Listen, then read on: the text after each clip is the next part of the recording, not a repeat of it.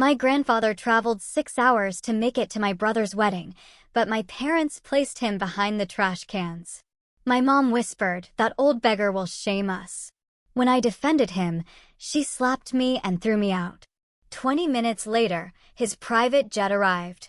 They thought they could break me. They thought they could discard my grandpa, humiliate him, and then slap me when I dared to speak up.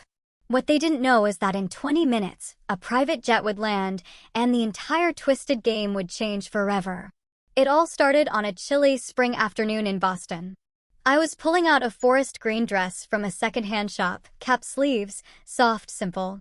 It was pretty much the only thing in my closet that still made me feel like me. Fast forward, and I was wearing that dress at Jason's wedding in Napa. The sun was sharp, casting long shadows across the stone path into the vineyard. The air smelled of roses and grilled duck, champagne flutes clinking everywhere. But no one offered me one. Waiters walked right past like I was invisible. Everyone else was in designer gowns, custom suits, hair slicked back with products I couldn't even pronounce. I caught my reflection in one of the glass doors. Wind-tossed hair, no makeup, freckles peeking through. I looked like someone who'd been invited by mistake. My mother spotted me across the patio. She made a slow, deliberate approach, lips pursed, eyes narrowing like she was assessing damage. "You look." She paused, her gaze sweeping from my shoes to my neckline. "Decent." That was it. No hug. No, you made it all the way from Boston. Not even an acknowledgement that I'd RSVP'd alone while everyone else came in 2s, 3s, or entire entourages. I barely got a word in before she walked off, drawn to someone with a tighter dress and a higher net worth. Jason? My brother didn't notice me at all. Or maybe he pretended not to. He was too busy laughing with his college buddies near the olive trees, one hand glued to a glass of something amber, the other wrapped around his fiancée's waist. Her ivory-laced dress looked like it cost more than my entire grad school tuition. When her eyes met mine, there was no recognition, just polite disinterest. We'd met twice. I just wandered the edges of the gathering, pretending to look for someone, anyone. I hadn't come to cause a scene. I'd come because, for all their flaws, they were still my family. And then I saw him. Grandpa. A town car pulled up slowly at the edge of the gravel circle. The door opened and out stepped Grandpa Joseph. He was stooped, but still upright, dressed in a dark blue suit he probably hadn't worn since Grandma's funeral. His tie was crooked, his knuckles spotted with age, but his eyes lit up when he saw me. "Kayla," he rasped, his voice thin, but certain. "You're the only one worth flying for." I held onto him for a long second, breathing in the faint smell of aftershave and peppermint gum. He'd flown 6 hours across the country for this, at 82 years old. No one else seemed to care. No one else even walked over. I offered to help him find his seat. A staffer beat me to it, waving us toward the far side of the patio, past the flower arch, past the pond, around the outdoor kitchen. And there it was. One plastic chair, wedged near 2 overflowing trash bins, right next to the humming heat vents from the catering tent. My chest went tight. There must be some mistake. The staffer shrugged, checked a chart, and walked off. I turned to my mother, who stood not 20 feet away, adjusting her bracelet in the sunlight. "Why is Grandpa sitting there?" I asked, my voice barely a whisper. Her gaze flicked past me like I was background noise. "He insisted on coming." I told him he wouldn't enjoy himself. "Beggars can't be choosers." "He's not a beggar," I said, my voice low but firm. She leaned in closer, her whisper sharp as the summer air. "That old man will embarrass us. The way he talks, the way he eats, the way he smells." I looked at her, truly looked. Her face was taut cold. She wasn't even pretending. I walked away, fists clenched at my sides, but it wasn't over. Not for me. As guests began taking their seats for the rehearsal dinner, I rose from the table where I'd been quietly planted next to the valet's son. "Excuse me," I said, gently tapping a fork against my glass as I stepped onto the small platform near the welcome arch. Conversations died. Dozens of faces turned toward me. "I just wanted to ask." My voice trembled. I took a breath. Why is my grandfather seated near the trash bins while strangers are at the family table? There was a long silence. Then the sharp click of heels. My mother stormed up the aisle, her hand raised before I could even register it. The slap cracked across my face like a gunshot. Gasps rose from the crowd. "You ungrateful thing," she hissed, cheeks flushed. "You don't belong here." She turned to a nearby staffer. "Escort her out." I stumbled backward, the sting hot across my cheek. I didn't cry. I didn't scream. I simply nodded and began walking, my heels catching in the gravel, the skirt of my dress dragging across dusty stone. Jason looked away. My father straightened his collar and pretended to read the wine list. But Grandpa stood up. He didn't say a word. He just met me halfway as I reached the edge of the patio, slipped something into my hand, and pressed my fingers around it. A green silk handkerchief, frayed at the corners, stitched with a faded silver K. I didn't let go of it. I kept walking until I reached the parking circle, then sat down on a low stone wall under the shadow of an olive tree. The handkerchief sat in my palm like a promise I didn't yet understand. My heart didn't break. It had already done that years ago. This was just confirmation. They had shown me again exactly who they were. And then came the sound. Wheels. Jet wheels. Not like any car I knew. It was deeper, smoother, something heavy, moving slow and sure down the gravel side path just behind the vineyard. I turned toward the noise and squinted against the sun. A black Rolls-Royce glided into view, sleek as a shadow, its paint reflecting the gold of the late afternoon sky. Behind it, two smaller SUVs rolled in like a quiet procession. I stayed seated on the stone wall, fingers wrapped tightly around Grandpa's handkerchief, not daring to hope. Then the driver's door opened. The chauffeur stepped out with quiet urgency and moved to the rear passenger door. It opened with grace, and there he was. Grandpa. Not hunched and worn like he'd been an hour ago, but upright, poised. His dark suit was perfectly cut, his shoes gleaming, and over his eyes, sunglasses. Real ones, not the drugstore kind he used to fumble for. Two men in dark suits followed him out, tall and serious. He saw me, paused, and pulled off his sunglasses. "Well, sweetheart," he said, his voice clear and strong, ready to shake things up. I stood up slowly. The gravel under my heels shifted, but I didn't fall. Not this time. "What's going on?" I asked, my heart hammering. Grandpa just smiled, something tight and knowing, and tilted his head toward the direction of the main venue. I noticed it then. The security staff at the gate, 3 young men in black vests, had gone completely still. One whispered something to another. The tallest of them reached for a walkie-talkie clipped to his belt, then hesitated. When Grandpa took a step forward, they didn't stop him. One even opened the side gate. The same gate I had just been pushed through, humiliated and discarded.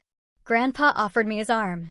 "Let's see if your brother remembers who actually owns this land." I blinked at him. "Wait, what?" But he didn't explain, just kept walking.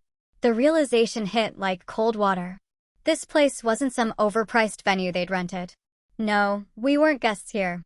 We were home. Or at least, Grandpa was. I fell and stepped behind him, still gripping the green silk in my hand. The initials, K, shimmered faintly in the sunlight. It didn't feel like a token anymore. It felt like a message. As we approached the reception area, music floated out from the open-air patio. The crowd was mid-toast. My mother's voice was audible, amplified, and proud, praising Jason's vision and ambition. The words made my stomach twist. Grandpa didn't flinch. The 2 men with him stepped ahead just slightly, flanking the wooden entry as the doors swung open. I paused at the edge, staying low behind a hedge of potted olive trees, watching. Heads turned. Dozens of them. Then silence. Not the polite kind, either, but thick, awkward, disbelieving, the sort that wraps around a room and squeezes. Jason lowered his champagne glass mid-sip. My father went sheet white. My mother froze mid-sentence, her hands still holding the mic. Grandpa walked straight through the crowd like he was parting the Red Sea.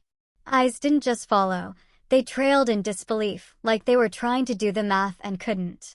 He stepped up to the small stage beside the string quartet, took the microphone gently from my mother's hand without a word. She didn't resist. She just stepped back and blinked at him like he wasn't real. I wasn't going to say anything, Grandpa began, his voice calm but heavy. Didn't want to make a fuss. It's a wedding, after all. There were small laughs, nervous ones. But maybe, he continued, it's time people knew what really built this family. From where I stood, I saw my father's hand twitch toward his pocket. Jason stared at his shoes. The bride's parents glanced at one another, clearly confused. The waitstaff had stopped moving altogether. I walked in then. Not down the aisle, not toward the family table, just through the side entrance, quiet and steady, and stood near the stone pillar by the reception arch. I didn't need to speak. I didn't want to. I just watched. One of the security men stood near me, giving a slight nod like I belonged there. I reached into my pocket, ran my fingers along the threads of the handkerchief again. For the first time that day, I didn't feel small. Grandpa kept going. I'm 82, he said plainly. I built this vineyard with these hands. I named it after my late wife. I gave it to the family, trusted it would be used for something good. He turned slightly, eyes sweeping over the stunned guests. But when I flew here today, no one knew because no one bothered to ask if I'd be invited. I wasn't. My name wasn't on the list. The driver didn't even recognize me at the gate. There was a shift in the crowd. Small gasps, murmurs. I sat near the trash bins, he said dryly, right next to the kitchen vent. Now, I'm not much for fanfare, but I know the difference between a seat and a message. He turned toward my parents. And I received the message loud and clear. The silence was crushing now. My mother clutched the back of a chair, fingers white. My father stared at the floor. Jason still hadn't moved. I stood still. I didn't flinch. I didn't cry. That moment wasn't about revenge. It wasn't even about justice. It was truth spoken plain. And then Grandpa said 7 words that made the whole room stop breathing. The air inside that glass-ceiling reception hall thickened in a way that no summer afternoon ever should. Grandpa's voice cut through the murmurs like a slow knife through silk. I built this empire for her, not you. For a moment, there was only silence, an eerie, breathless kind, then gasps. Forks clinked against porcelain as hands trembled. Even the pianist stopped mid-note. I felt every eye shift toward me as I stood near the rear of the room, no longer in the shadows.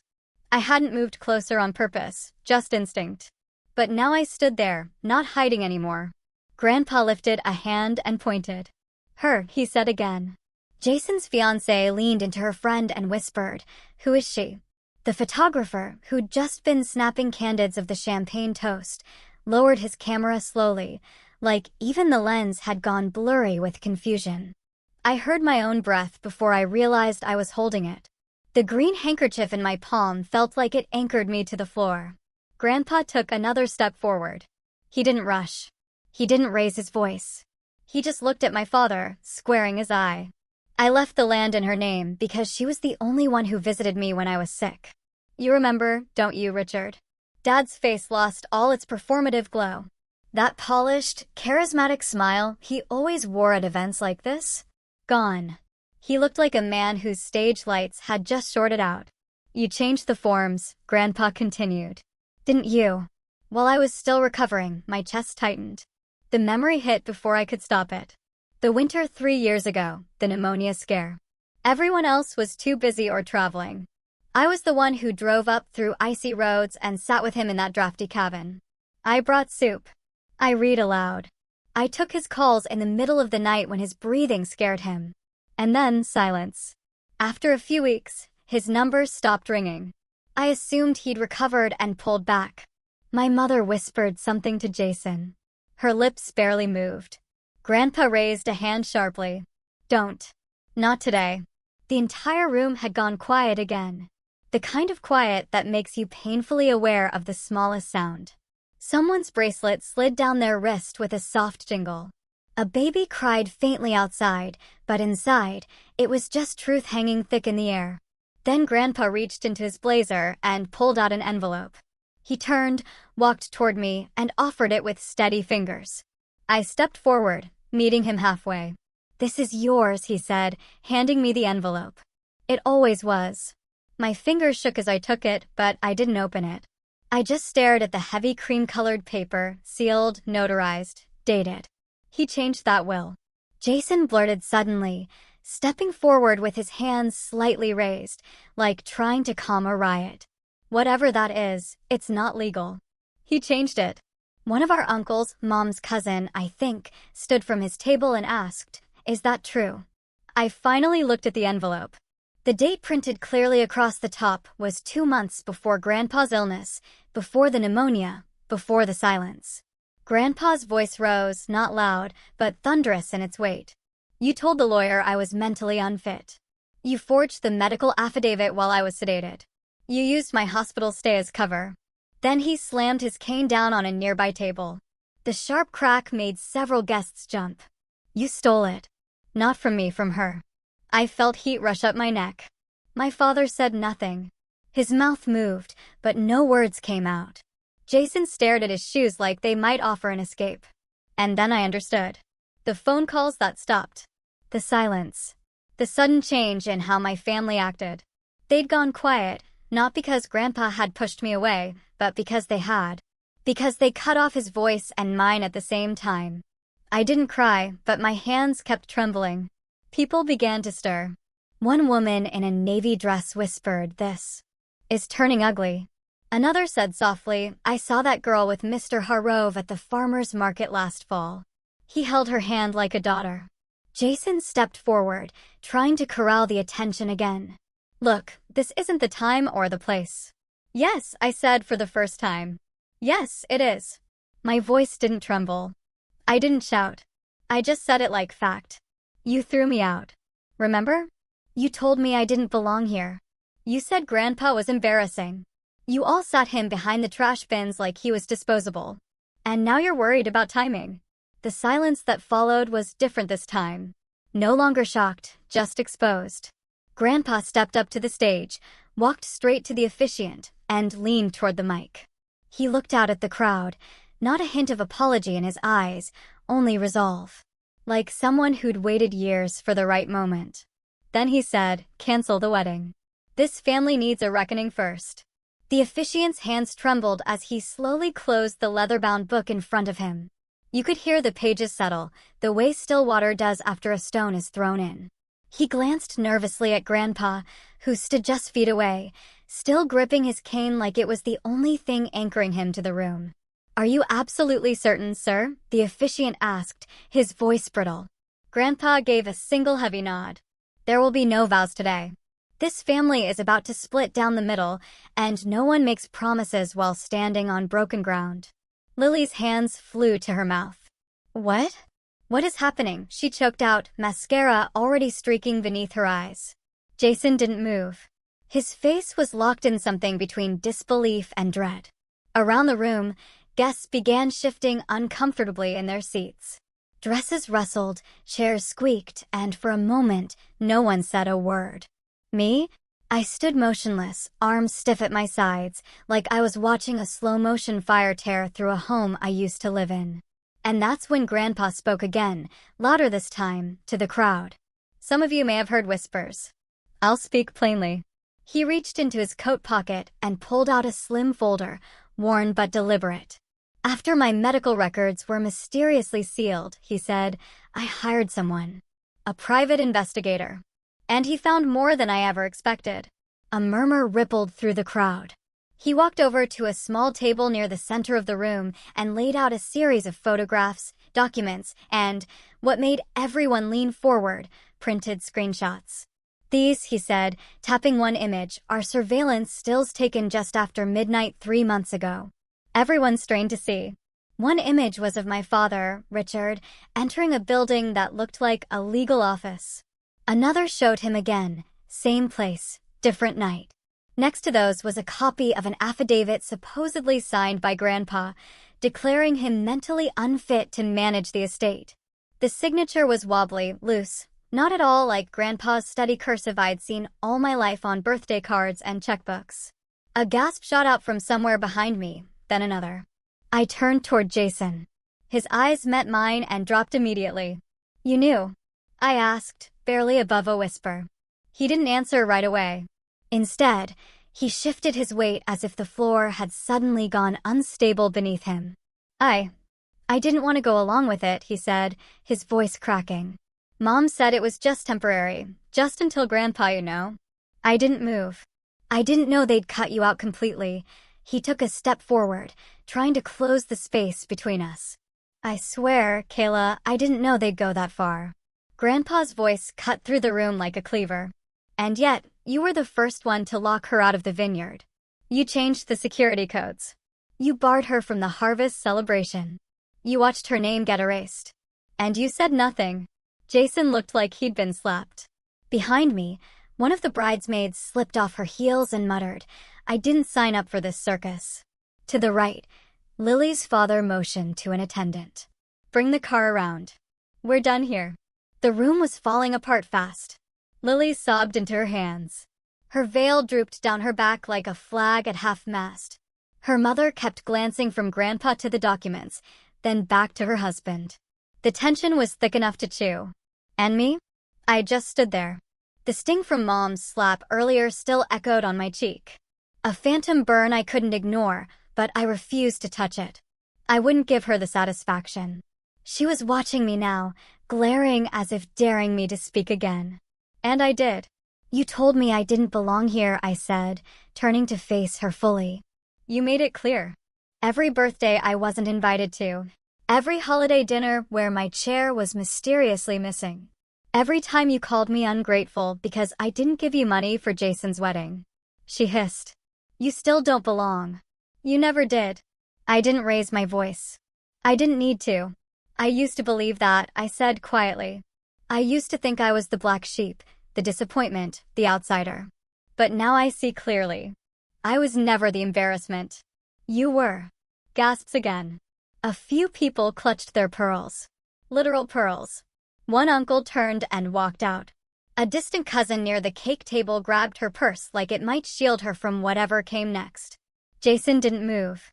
Lily crumbled into a chair, shaking. My father clenched his jaw and looked away. And then, through the silence, Grandpa reached into another inside pocket.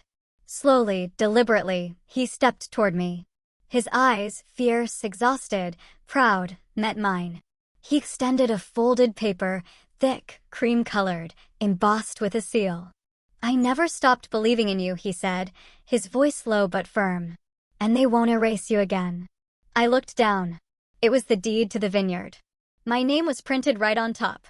Grandpa's hand lingered in the air just a second longer than expected before the deed landed gently in my lap. The paper wasn't pristine. Edges curled, a faint coffee ring in one corner. But the signature, bold and unmistakably his, stared up at me like a secret that had waited too long in the dark. I didn't say anything at first. My fingers grazed the ink slowly, then curled around the edges like I wasn't sure if I should protect it or tear it in half. Grandpa sat beside me on the long leather sofa, his posture straighter than I'd seen in years. He looked tired, not from age, but from something deeper, like a man who had kept too much buried for too long. "You checked the signature twice," he said quietly. "It's real." I nodded. "I know it is." "That's not what's hard to believe." He exhaled through his nose, slow. "I made the change the day I saw your mother throw out your college admission letter. Stanford, wasn't it?" I blinked. I hadn't thought about that day in years. "You saw that." "She told the housekeeper it was junk mail," he murmured. But I recognized the envelope and I recognized her face when she tossed it. That was the moment I knew something had gone very wrong. I tried to form words, but the air in my chest refused to move. All I could get out was, "Why didn't you tell me?" "I wanted to," he said, "but I thought protecting you quietly was better than putting you in the middle of a war." Turns out I underestimated just how far they'd go. The room was quiet except for the soft ticking of the old clock on the wall and the occasional shift of the firewood in the hearth. Outside the suite's window, the vineyard's night lights dotted the slope. Like scattered lanterns. He leaned back, fingers clasped on his knee. "I entrusted a lawyer in San Francisco to hold everything until your 30th birthday. That was the plan. But I never got anything because your mother intercepted it." His voice dipped. "She forged a medical power of attorney 6 months ago. Told the court I was declining. Claimed early dementia. It let her override every legal instruction I had left." I stared at him, stunned. She filed the paperwork with your uncle's notary and sealed it with a physician's note from her friend. Someone who hasn't examined me in 10 years. So even this deed, technically legal when I signed it, but with the POA in place, it was voided in practice. They had the upper hand. They just didn't count on me showing up today. I rubbed my temples. This whole time I thought I was just disappointing them. Not enough. Not successful like Jason. Not worth fighting for. You weren't the failure, Kayla. You were the threat. The words landed hard. I leaned forward, elbows on my knees, staring at the fireplace. Every meeting where Jason cut me off mid-sentence. Every time Mom said I was too sensitive. Every holiday where I ended up in the kitchen doing dishes alone while they toasted to each other's accomplishments. I felt something rising in my throat. Not quite a sob, not quite anger. It was something quieter, something heavier. I wanted to believe family still meant something, I whispered. Even when it hurt. Grandpa looked at me with the same expression he wore when I was a kid and fell off my bike, but tried not to cry. Family does mean something, he said. But not all blood is worthy of the word. Silence stretched between us. My hands tightened around the deed. What's the point of owning something they already poisoned? I asked, barely above a whisper. Every inch of that vineyard is soaked in their contempt. I'd rather burn it down. He didn't flinch. You could, or... He reached forward, placed a wrinkled hand over mine. You could unpoison it with truth. I sat back, letting his words settle like dust in the room. Truth. What a strange, powerful thing. It doesn't erase pain. It just demands you stop pretending it didn't happen. I didn't cry. I didn't scream. I sat still with that paper in my lap and the quiet hum of memories pressing in on me. Eventually, I stood and walked over to the corner bookshelf. I pulled down a folder, one I hadn't touched since college. Inside were pages of notes, sketches, plans, a vineyard redesign I once dreamed of. I'd forgotten it was even here. I used to imagine creating a label that honored Grandma's name, I said, flipping through the pages. Simple, clean, authentic, just like her. She taught me how to prune vines before I learned how to drive. Grandpa's eyes lit up with something fierce and gentle all at once. Then that's what we'll do. Start there and take it all back. My hand stopped on a sketch of a label, Eleonora's Table, in soft script across a bottle. I smiled faintly, and for a brief moment, there was peace in the room. Not because the pain was gone, but because for the first time in years, the truth had a place to sit. But that peace didn't last.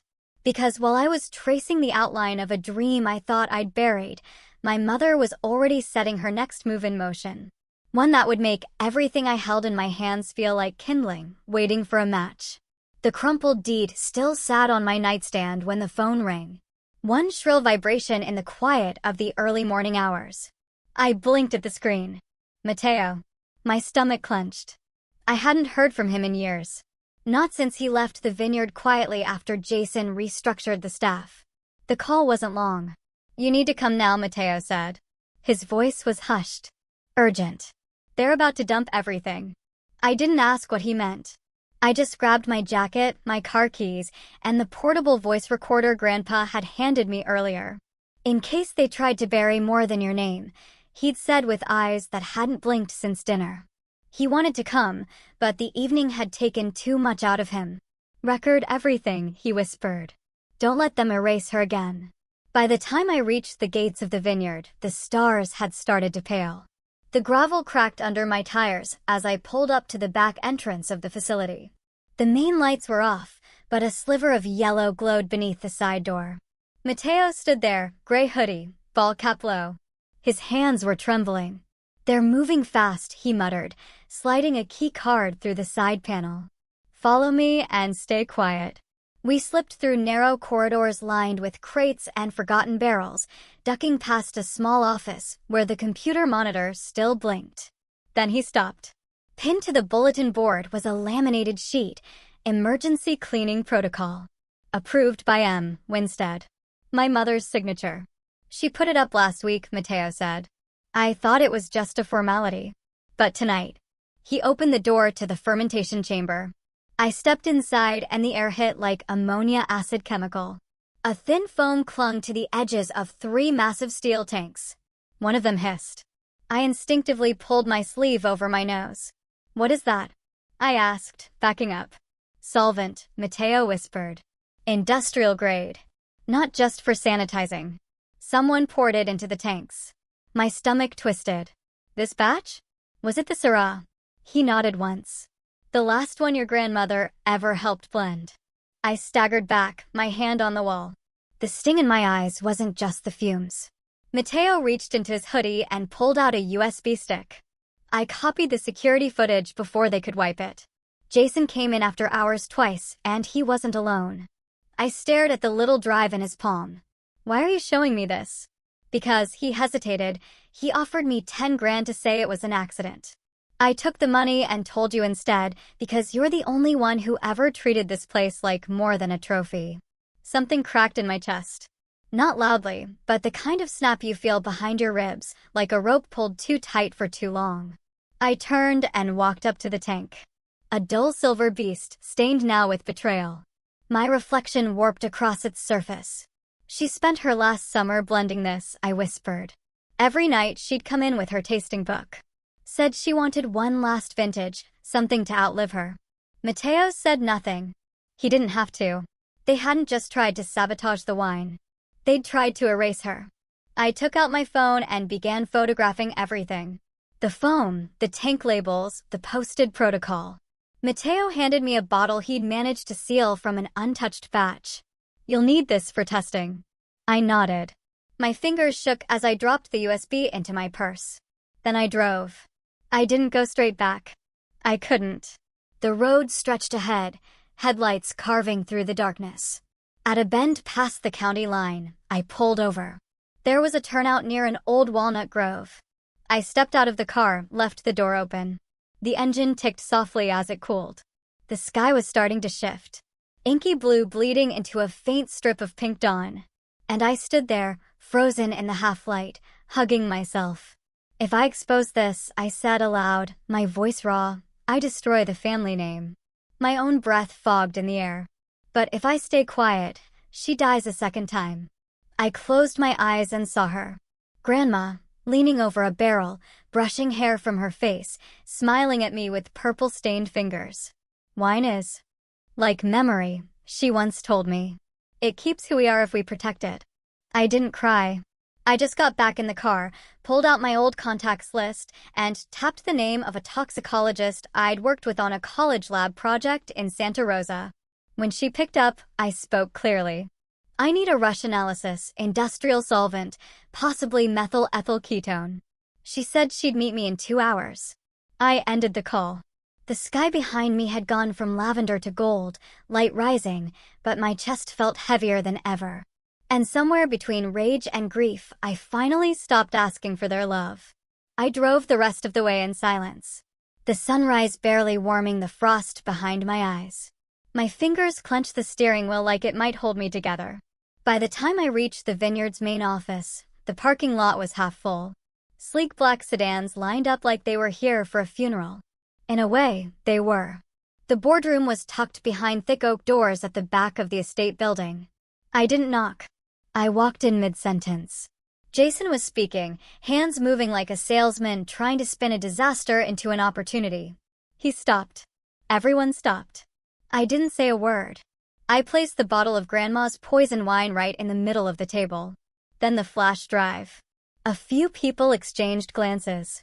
My mother didn't bother to hide her disgust. "You don't belong here," she said coldly. "You were removed from the board." I didn't even blink. I walked to the built-in projector and plugged in the drive. The screen on the wall flickered. Footage began to play. Jason entering the fermentation wing after hours, looking over his shoulder, then the timestamp. Then the moment he poured something into the tank, frame by frame, crystal clear. No one spoke. Not until Mateo appeared at the door. "She's telling the truth," he said, his voice low but steady. "He paid me to stay quiet.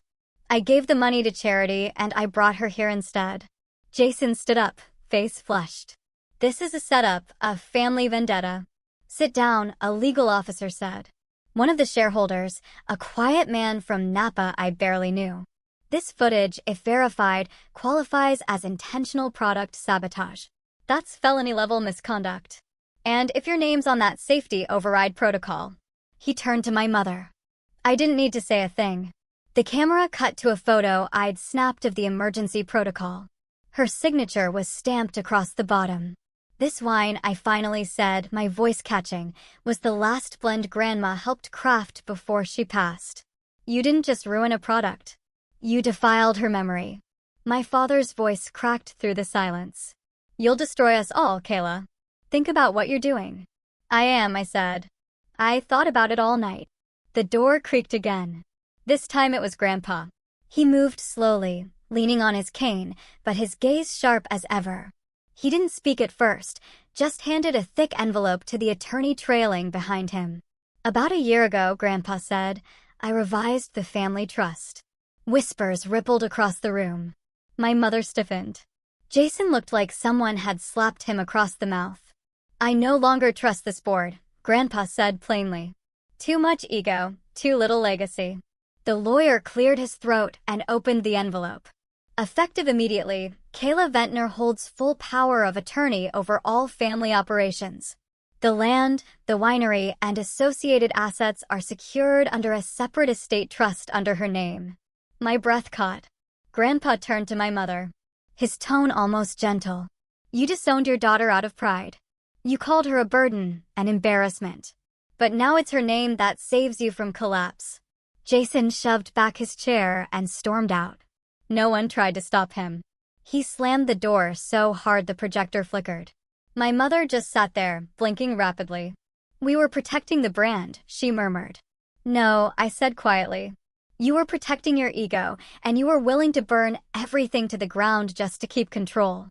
She looked at me then, not with love, not even hate, just confusion, like I was someone she didn't recognize anymore. But I wasn't the one who changed.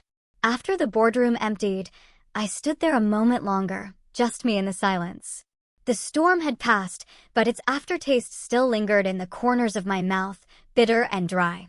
I gathered the wine bottle, the legal documents, and my grandmother's folded vineyard sketch that Mateo had handed me like a quiet offering. My fingers brushed the edges gently, and I held it to my chest as I stepped outside. The evening light stretched long over the hills, turning the vines into shadows that swayed with the breeze. There was something sacred about that time of day, when the sun dipped low but hadn't quite gone. The kind of hush that invited reflection, not conversation. I didn't head to the house. My legs moved on their own, following the path that curved behind the fermentation barn and led to the lower garden, her garden. No one went there anymore. The gravel crunched under my boots as I reached the bench where she used to hum while pruning. I could almost smell the citrus from her soap, feel her callous fingers guiding mine when I was little and didn't know the difference between a strong bud and a lost cause. That place hadn't changed much, but I had. I crouched beside the old vine where she always kept her small wooden crate. Back then, it held gardening gloves, twine, and those strange lozenges she claimed helped her sing better. The soil was dry, cracked. I ran my hands through it anyway, just to feel closer to her. That's when I saw something poking out, metal, dulled with age. My breath caught. I dug carefully, dusting dirt away from the edges until I uncovered a rusted tin box. It wasn't locked, just latched. My fingers hesitated before flipping it open. Inside, a folded envelope wrapped in linen cloth and a single dried grape leaf. Its stem brittle, but still shaped like a tiny outstretched hand. The handwriting on the envelope was unmistakable. To Kayla. My throat tightened. I opened the envelope slowly. The linen crinkled like fabric that hadn't seen light in years. Her handwriting curved across the page with that same steady grace. The kind only a woman who sang to plants and outlasted betrayal could possess. If you're reading this, then you already know the truth. They never saw your strength, child. But I did. I saw it when you bandaged birds. When you gave away your share of pie to Lily. When you let your mother's silence define your self-worth just so peace could last one more dinner. You always gave more than you were given. That's your power, but don't let them define your worth. I pressed the letter against my chest. I could hear her in the silence. Not her words, but her spirit. Not preaching, not warning, just holding space for me. This land doesn't belong to the loudest. It belongs to the one who knows how to love it back. I folded the letter, not with grief, but with something steadier. Reverence, maybe. I sat on the bench, watching the horizon where dusk began to bleed into night. The wind stirred again, soft this time. The vines rustled like they were whispering among themselves. I tilted my head, and for a flicker of a second, I thought I heard her humming. Just a bar, maybe two. Faint, but real enough to steal my breath. For the first time in years, I didn't feel like I had to ask for space here. I didn't feel like a visitor treading lightly. I felt home. I closed my eyes and let the quiet wrap around me. I'd been fighting so hard for justice, clawing back every inch of dignity they tried to take. But here, under these vines, with her voice still echoing in the air, I didn't have to fight. I could just be. The sound of approaching footsteps broke the spell. I turned. Mateo stood a few yards away, holding a lantern. He didn't say anything at first, just walked over and sat beside me, placing a rolled-up parchment on my lap. I opened it. Grandma's original blueprint for the vineyard's expansion. Hand-drawn, weathered at the corners, annotated in red ink with names of grape varietals and irrigation lines. She wanted this to grow, he said quietly. With you. I nodded slowly. Then I'll rebuild it. Not out of spite, but out of love. The words came easy, not rehearsed, just honest. We sat there a little while longer. I asked him for a pencil and a notebook and began to mark spots where the new rows could run, sloping rows near the ridge for Pinot, a pergola where the wild roses used to bloom. And one small plot I drew a heart around and labeled Carmen's Grace. By the time the first stars appeared, the air had cooled. The vines looked softer in the starlight, almost like they were waiting. As the first stars came out, I whispered to the vines, "Thank you for waiting." I stayed in the garden longer than I intended, my fingers brushing over the leaves like I was memorizing them. The quiet had changed. It didn't feel hollow anymore. It felt full, like something had returned. 3 weeks passed. The vineyard was no longer a forgotten place. It was alive. That evening, the garden glowed under paper lanterns strung from the olive trees. Tables were lined with white linen, and local cheeses and bread sat in rustic bowls. There were no photographers, no rehearsed speeches, just people who had helped. Old neighbors, a few loyal workers, friends of my grandmother. Even the mayor had shown up in khakis and worn boots, carrying a bottle of wine older than I was. I wore a simple navy dress, but it was the grapevine brooch pinned over my heart that meant the most. It had been my grandmother's. Mateo had found it in the back of her desk drawer, wrapped in a handkerchief with her initials. As I greeted guests, poured wine, and passed fresh rosemary focaccia, I tried to stay grounded. My hands moved. My smile stayed gentle. But inside, I was holding my breath. Not from fear anymore, just disbelief. For the first time in years, something beautiful was unfolding, and no one was trying to take it from me. Until I saw them. My parents and my brother arrived as if the place still belonged to them. My mother wore beige, expensive, tight at the collar, and walked like she had an audience. My father didn't bother smiling, and Jason, in some stiff navy jacket that didn't fit right, looked at the property like he was calculating numbers in his head. I kept my shoulders back and offered a nod. "Kayla," my mother said coolly as she passed by. "Nice little gathering. Don't get too used to it." I said nothing. I wasn't here to argue. Not tonight. They mingled, quietly scanning the crowd, probably wondering who was worth impressing, but no one seemed interested in them. People stayed where they were, glasses in hand, chatting about the vines, asking about the new press I'd ordered, or complimenting the rosemary planting I'd done near the fence line. This was no longer their stage. A black SUV pulled into the gravel just as the sun dropped below the hills. People turned, and the air shifted. It was Grandpa. Mateo stepped forward to help him out of the car, but Grandpa waved him off with that same gruff determination I remembered from childhood. He walked slowly but with purpose, his cane tapping steadily on the path as he made his way through the garden. His suit was old but pressed. His hands were thinner, spotted now, but still strong. When he reached me, he paused just long enough to nod. I offered my arm. He took it. We walked together to the wooden riser we'd set up beside the pergola. As Mateo adjusted the mic, Grandpa cleared his throat, took the glass of wine I handed him, and raised it. To the one, he said, his voice firm and deliberate, who remembered what family is supposed to mean. A hush fell. Even the lanterns seemed to stop flickering. This vineyard doesn't belong to me anymore, he continued, and it hasn't for a while. It belongs to Kayla.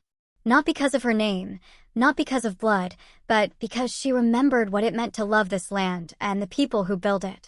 My throat tightened. He wasn't done. By my hand, by Carmen's wish, and by the deeds Kayla's carried in silence. She is the rightful heir. The crowd gasped softly. From the side, I heard Jason scoff. You can't do that, he barked, stepping forward like he'd just woken up from a nightmare. This is a family estate. You can't just give it away. Grandpa didn't flinch. He turned slowly. Watch me. My father opened his mouth, but before a single word left, a voice from the back spoke calmly. I can confirm everything has already been finalized. A man in a gray suit stepped out of the crowd. Mr. Landry, the estate lawyer. Deeds were transferred 3 weeks ago.